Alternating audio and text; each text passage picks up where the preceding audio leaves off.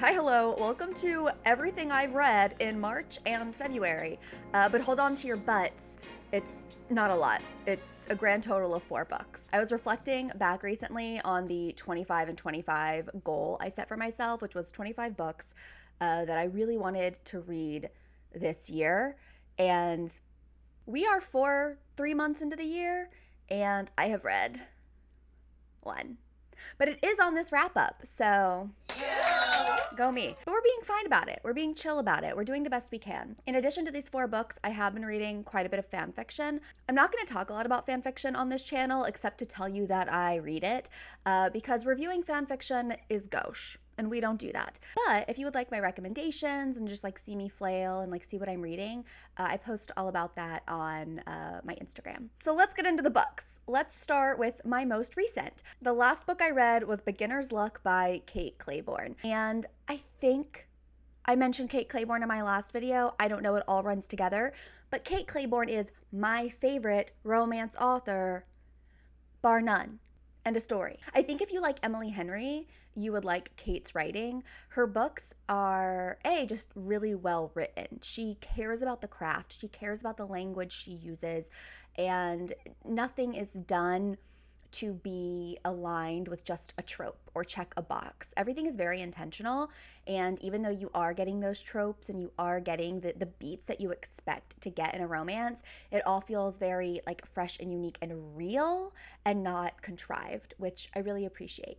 So anyway, Beginner's Luck by Kate Clayborn. It centers around this group of 3 friends who won the lottery. And that's the whole series. It's 3 books. But the first one centers around Kit and Ben. So Kit is a scientist, a materials engineer, tech. Wow, I really don't remember. She works for a university and they're like very underfunded. Her program, they have all this old tech that's just like falling apart. And Ben comes from this company, this private company that basically wants to recruit her and poach her. And she's like, I'm not interested. And at first, it kind of centers around him trying to get her to change her mind. But in the process of that, they fall for each other, as they are wont to do in a romance. But behind the romance, there's other stuff going on. Kit had a really tumultuous childhood and is just really seeking stability. She buys her first house with her lottery winnings. She's dealing with her relationship with her brother, where she wants him to also come settle down, but there's some tension there. And Ben, on the other hand, he lives in a different state, but had come home to be with his father after his father had an accident. He's internally dealing with like the strife of being far away from his father, who's like the closest person in his family, and feeling like he's missing out and realizing his father is getting old and wanting to determine like if he should be here more. I kind of also like that because it's the reverse, like big city woman comes back to the small town. It was like big city guy comes back to the small town, which I like how it flipped that on its head. Overall, I loved this book. It was a fun read. I listened to the audio. The narrators were The past 2 times I've tried to do audiobooks for Kate Clayborn's books, like, not good. But this one was a little better than the last one I tried. But it was fine. And I just devoured that through my ears in 2 days while I painted my hallway. I love her romances because I just trust her to do it well. So I can just listen and not be worried the whole time about like, oh my gosh, is this going to be cringy? Is this going to be cliche? I just get to turn my brain off and have a good time because she's a master of her craft. Anyway, I give that one 5 stars. And next up is a book you may have heard of, Sunrise on the Reaping by Suzanne Collins. I barely had this on my radar. I knew it was coming out this year. I looked forward to it enough. I didn't know the date. I was totally clueless. And then all my friends started talking about it. My friend said she pre-ordered it, and I got major FOMO. I got the audiobook through my library the day it came out, which was astounding. It was on Hoopla. It may still be there if you have Hoopla through your library. And I just knew I had to own it like immediately. So the next day I like skirted over to my local bookshop, which is around the corner, which is really dangerous for me, and picked this up. And apparently they sold out on the first day, got a second shipment the night the book came out. And so when I went in the next day, they had like a whole stack of books. So way to go for the local bookseller. I fear I'm not going to have anything profound to say about this book. I loved it. We know what happens to Haymitch in the Hunger Games trilogy. And I was very looking forward to seeing what happened to him here to turn him into that. And I think she did an incredible job laying that groundwork and showing us what made him who he was. The premise of this reaping is it's a quarter quell. And so the capital is taking 2 pairs of kids from each district. And there's a moment in the reaping where obviously everyone is grieving and the cameras are rolling, and Haymitch is just really determined to not let the cameras capture him or his family, his peers, giving them what they want, which is, the dramatic crying, and like the proof of their agony. And he says, "I smash my fists into the glass until they bruise. I'm grateful for her final gift, that she has denied Plutarch the chance to broadcast our farewell. The moment our hearts shattered, it belongs to us." And this is one moment that I flagged as like a moment of resistance, and I have these little red flags throughout. And I really love this particular moment because it just shed the light again when I was talking about what Suzanne does with showcasing the character's humanity. That like no matter how much the capital tries to dehumanize the people from the districts, they cannot take away the things that make them inherently human, which is their capacity for love, their capacity for selflessness, the way they show up for each other, and just like their whole internal world. No matter what, no one can ever take your internal world away from you. And I love that particular moment. And it just set the stage for every moment of resistance that came after it. There were also a lot of moments in here where Haymitch and the tributes made the capital witness what they were doing to the tributes, which is something that we also see in the main trilogy. And I like that was carried through into this book, where these tributes, like they all have a long history of finding small ways to resist in whatever way they can, and making the people in the capital, the citizens and Snow, witness what they're doing and glimpse these moments of humanity so that they cannot deny it. Like they can try their best to deny it, but they're going to make it hard for them. I think the main takeaway for me when this book was done was that change takes time, resistance takes time, and no act is too small.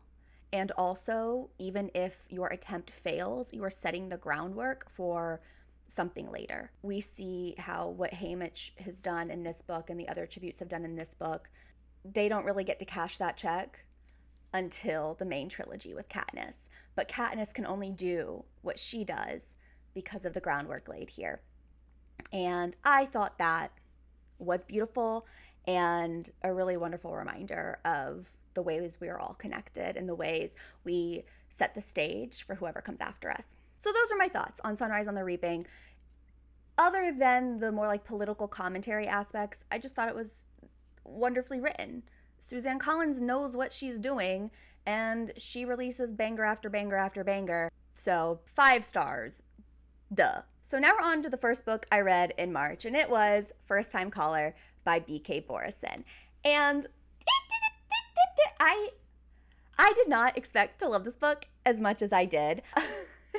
I listened to the audio, and then within a couple days of finishing it, went and bought the physical book, because I was the definition of giggling and kicking my feet the entire time I read this. I have read BK's books in the past. I read Love Light Farms, which I had a great time reading. I loved that book. I think I gave it 4 stars at the time. But then I read the second book in the Love Light Farms series, and it dragged. It couldn't keep my attention, and I kind of gave up on reading her books after that.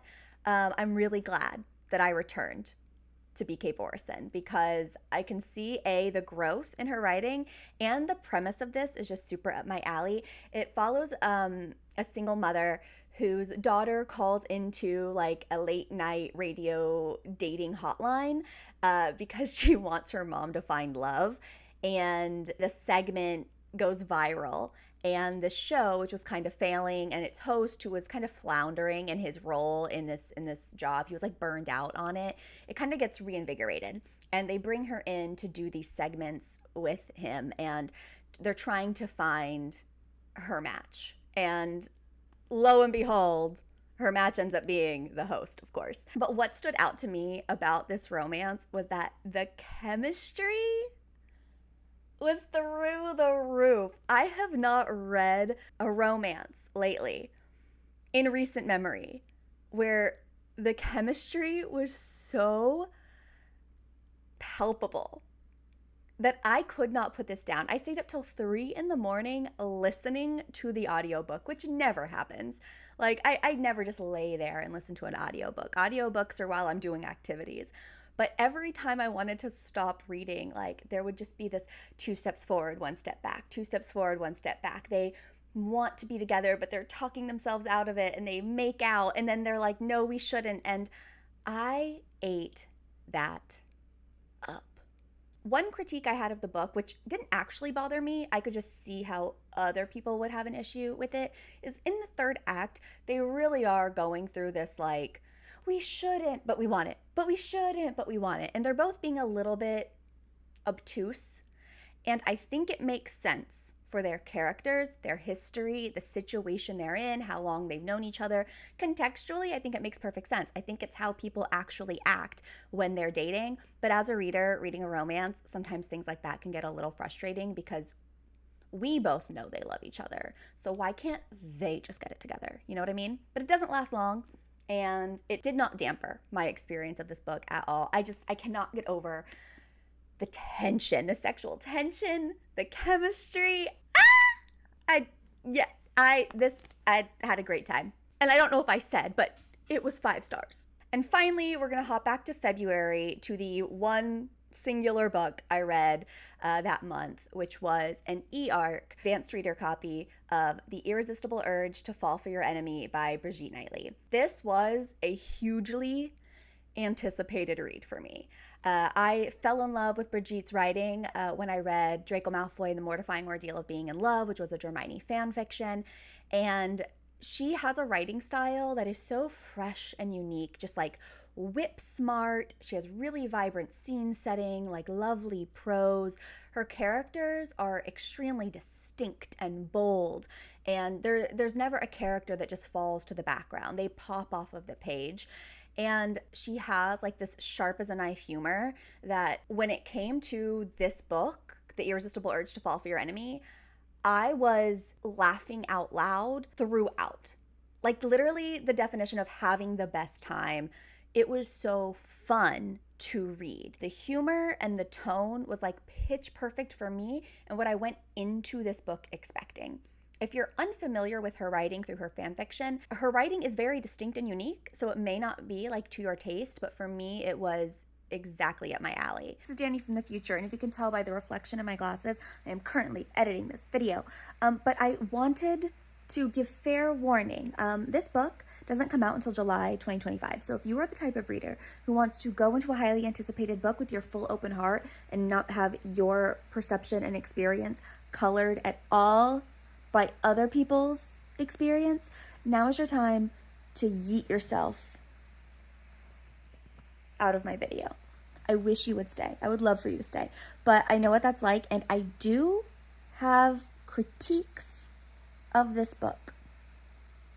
Pretty big ones. So, if you are disinterested in that until you get to put your own eyeballs on it, I fully respect you. And this is your chance. And now your chance is over because we're getting back into the video. However, all that said, this was a 3.25 star read for me, which means I liked it, but I had a lot of issues with it. I fear it suffered from very predictable issues that authors face when they make the transition from fan fiction to traditional publishing and original fiction writing, primarily in their character development and their romance development. And I say that because in fan fiction, you get a sort of shorthand. A glance can communicate a world of meaning that you as the reader already know because of all the context and lore built into the world and just by nature of what fan fiction is. You don't get that in original fiction. And she really suffered with her character development. There was none. And I'm not saying that to be overly critical. I'm not saying that to be dramatic. Like, there just was none. We got introduced to these 2 powerhouse characters that I instantly fell in love with for how bold and brash they were and how rich her description of was with them. They, like I said earlier, they popped off the page. But the characters we were introduced to on page 1 were essentially the exact same characters that I was reading at 80% into the book, except now they thought each other was hot. In a romance, just the craft of romance, the character development is intrinsic to the story. They're supposed to help each other grow. They're supposed to teach each other something about themselves. And we did not get that throughout the book. Very minorly, but in these extremely shallow ways. And when it finally started to mean something, I kid you not, it was at like 90%. And by then, I was so frustrated with how stagnant emotionally these characters were, where every opportunity it felt like for them to peel back a layer and understand each other at a deeper level, to question their own behaviors and actions or the morals that they hold so dear, and whether they are willing to compromise them, and if they are compromising them, what that tells them about themselves. All those moments for self-reflection were completely passed over. And it was really, really frustrating to read. And then finally, what really frustrated me is that this is a duology and it simply did not need to be.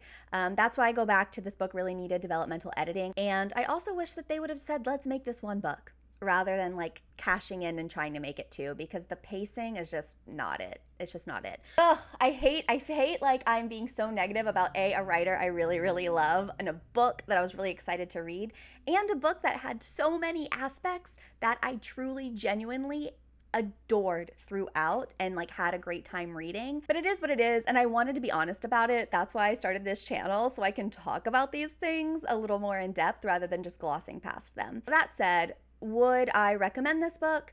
Yes, with caveats. Will I read the sequel? Yes, because I want to see the growth there, and I also just want to know how it ends, and also I just like other aspects of her writing, so I'm willing to kind of put up with it. And finally, I will read whatever she comes out with next.